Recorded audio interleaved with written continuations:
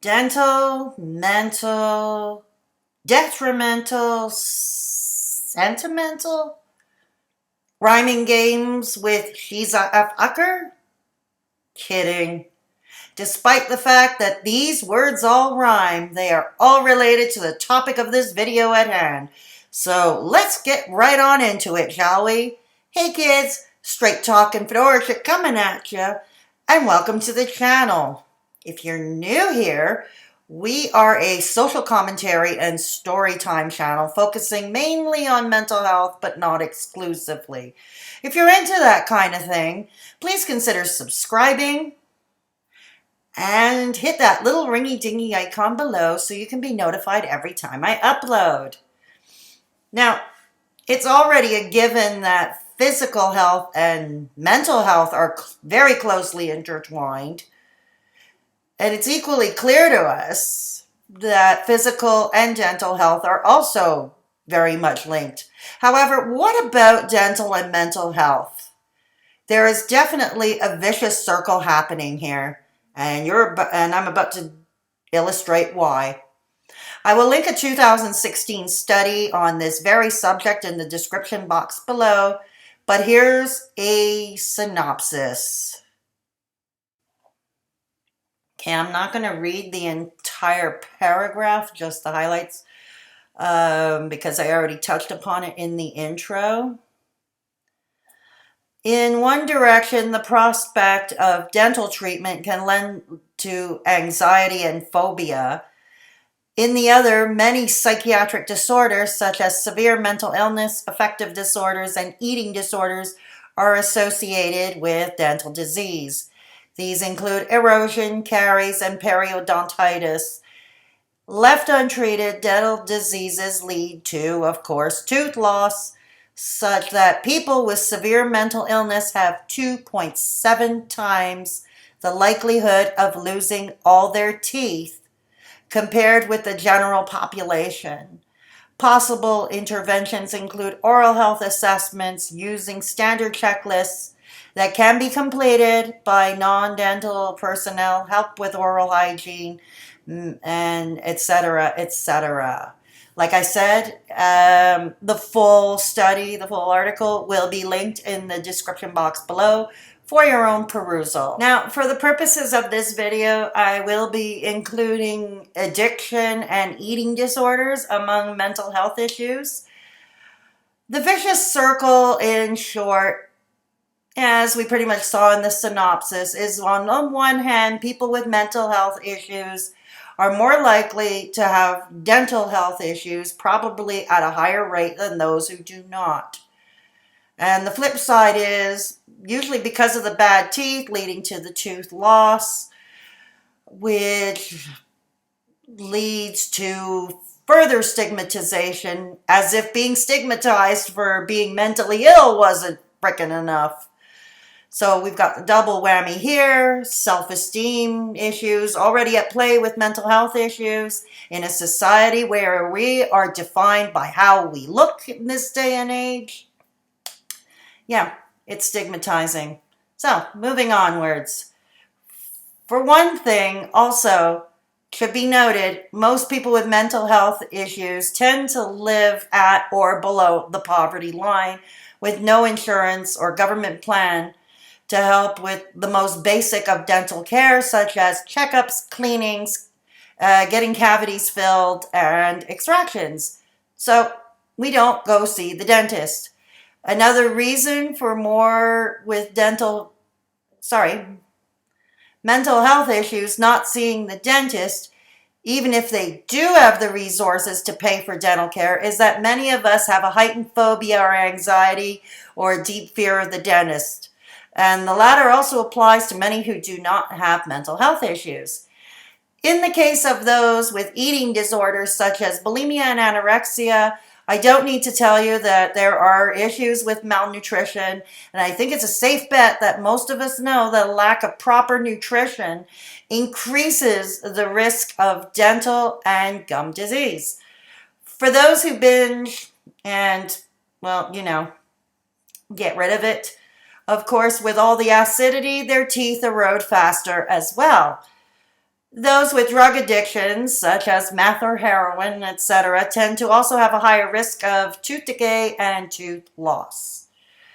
Plus, there are medications that, with those mental health issues, take that may cause common side effects like dry mouth. I know I've had it with many of the medications. Not fun. Which, of course, also leads to gum and dental disease. It should also be noted that many people with mental health issues tend to neglect self-care. In many cases, especially during the bad times, that would definitely include toothbrushing and flossing. So those of us with mental illness either have poor dental health for the reasons I just mentioned, or at a higher risk of having them than the rest of the population. Now, with those dental issues, mental health is at risk in a society where women especially, more so than men, are defined by our looks. We are labeled by how we look. Thus, when we have bad teeth or we're missing teeth, especially in the front where it's visible to all, the stereotypes, fly about, and stigma is very much attached. For example, how often have we seen the red and heard the redneck jokes, including either rotting teeth or people with no teeth? And I was guilty of joining in on that pile on myself. I regret it now, and I apologize to anybody may have caused harm to, because now I'm at the receiving end of it. Because I realize serious consequences that it can have on a person. Myself, I had serious dental issues that started roughly when I was 14. I was losing enamel faster than most. Measures were taken to save my teeth, particularly the front upper teeth, which are most noticeable and front and center when we talk or smile. For the longest time in my adulthood, I was too poor for dental care, so I became more prone to the painful abscesses on my back teeth, particularly my uppers. It was to the point at times when I couldn't go to the dentist, but I knew I needed the antibiotics to fight the infection. So I would head to my local walk-in clinic requesting a prescription. Surprisingly enough, most of those doctors I had seen did give me a prescription for the antibiotics. Likely because I was not the only patient to walk in their offices with the same complaints in the same situation. Can't afford to go to the dentist, but need the antibiotics nonetheless to fight off the abscess before our physical health is affected by this and the issue gets more serious. And it's not just because of the pain, because like I said, infections can and do spread. One of the most common links between dental and physical health and care. Here in Canada, while we have a universal healthcare system, it does not include dental care. Some provinces, like mine, did have coverage for welfare recipients.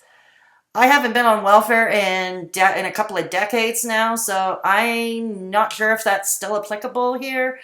Services for the indigent exist, but there are far and few between, and often have long waiting lists and a long laundry list in order to qualify for any of these services. Whenever I would be able to be seen by a dentist, well, I would end up losing upper molars little bit by bit until I had none left and all I had were front teeth. So I was starting pretty much to eat exclusively with my front teeth. So, bit of a challenge because they're not really meant for chewing, they're only meant for biting.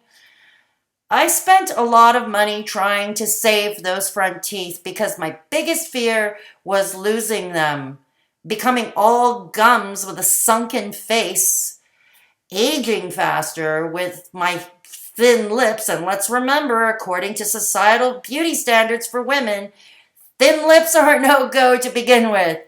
So this was especially problematic.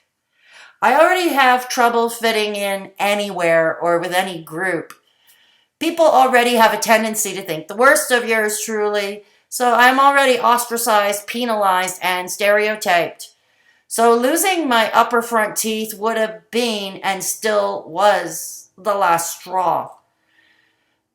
People with mental health issues of any kind also have a significantly lower self-esteem issues, as I mentioned, and given the front teeth are paramount to being accepted and such, the bad teeth or having no teeth, of course, is of no help. So I saved them for as long as I could and as best I could. Even when I only had 5 left, I started forming weird facial expressions, almost like learning how to talk like a ventriloquist, kind of like I was talking like this a lot. So no one would really notice the front teeth beyond the 5 in the front that were still existing. When I started this channel a year and a half ago under the name Fedora Hippies, I still had those 5 teeth.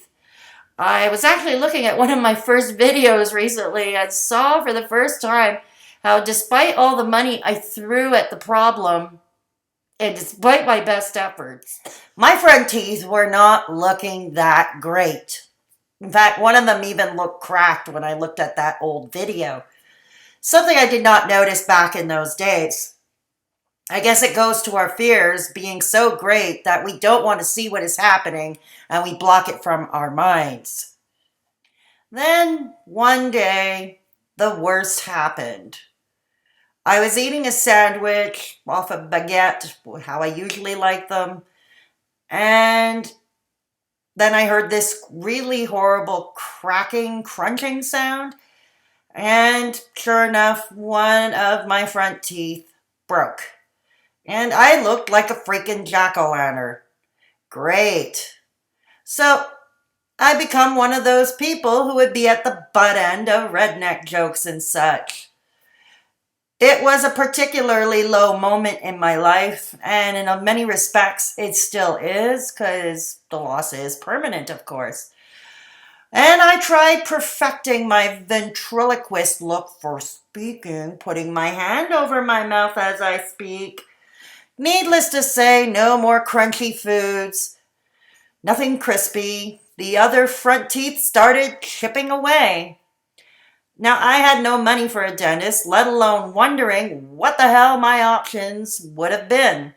I, of course, ended up swallowing the tooth, so no way of keeping it aside, and even if I could, again, no money, no insurance since I retired. So I was going from depression and despair to anxiety, and it was constant. And of course, I was starting to feel physical pain in my mouth. I was starting to begin to form infections. Every time I would hear a joke or somebody whining that their blind date had no teeth and or a denture that made a clacking noise, common when a denture is ill-fitting, that happens to everybody who wears them. Dentures must be changed fairly regularly as the size and shape of your mouth continuously change after tooth loss. But they're pretty expensive, right? And it goes to, once again, though many of us, particularly those with mental health issues, do not have the resources to replace a denture, which range from between $1,200 to $2,000 here in this city. So you got to find creative ways or ways to make do. And also, the stereotypes of people with rotting and missing teeth are that we are inbred, uneducated, stupid, ignorant losers. We are not clean people, and we cannot be trusted. Finding gainful employment is problematic due to this issue. In fact, we wouldn't make it through the interview room door. And finding suitable companionship becomes problematic at best.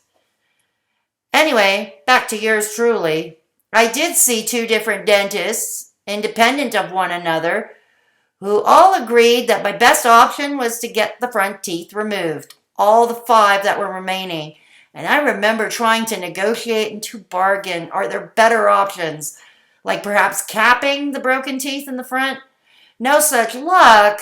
And anyway, I did not have that kind of money, and in the long run, Getting them removed would have been my best option, and even if I had the money or found the money somehow for capping or whatever, I was warned by those dentists I would just be prolonging the inevitable. So it goes. Oh, I felt a terrible loss already, and the surgery hadn't happened yet. Serious depression and anxiety were taking hold. My mother ended up coming through with the money to pay for my surgery and a full upper arch denture. So in that respect, I got lucky. But many in my situation, not so much. And it is those people we must consider, we must think about. I kept trying to tell myself that I would look much better. And some days it worked, but most of the time it didn't. I was thinking, how delusional can you be? And it became more frequent before the surgery and denture came. After the surgery, there would be a long and painful recovery, which heightened both my depression and anxiety. Got to a point where I couldn't even get out of bed. I could barely get out to take a shower to keep myself clean. It was overwhelming, the long procedures and set of instructions I was given for keeping the surgery site, which was the front area, clean. I had felt like they had broken my nose. That's how painful it was. And also I felt a lot more isolated. And I continued hearing and seeing the jokes about toothless people and those complaining about a first date with such a person. Like I said, you're suffering from clean underwear. Again, as mentioned earlier in this video, mental and dental health issues are a vicious circle. We cannot have ideal mental health without good dental health, and we cannot have dental health without good mental health. So this is another excellent reason as to why dental care should be universal. Dental and mental. I mentioned two other words as well at the top of the video that rhyme with those two words. Detrimental, as dental issues are detrimental to our self-esteem. It is detrimental to our own mental health. Causes anxiety, depression, low self-esteem, poor image issues. Very common in this day and age. And sentimental, though that is putting how I am feeling these days, mildly albeit. 1 year and 4 months after losing my remaining 5 upper teeth, even with a denture, which is deathly uncomfortable and it makes food taste really, really weird. So yeah, I do feel the loss of my original teeth, no matter how bad shape they were in. And every time I am in front of the mirror, I am reminded that I will never be the same again. I will never look the same again. My original front teeth, and I miss having them. I miss being able to eat properly, you know. For those of you who engage in that kind of humor or ostracize those with dental issues, and many of us also have the other whammy of mental illnesses, think again next time how you would affect that person emotionally before you start opening your mouth with those jokes, please. That's going to do it for this video. If you liked it, please give it a thumbs up or a thumbs down if you didn't. Please consider subscribing and hit that little ringy-dingy icon below. Please take care of yourselves and each other, and if there is somebody in your midst who is at risk or vulnerable, please take the time to look in on them. Share a coffee, share a meal, or even just lending a sympathetic ear can make all the difference in the world. And I will see you in the next video. Bye for now. Straight Talkin' Fedora check over and out.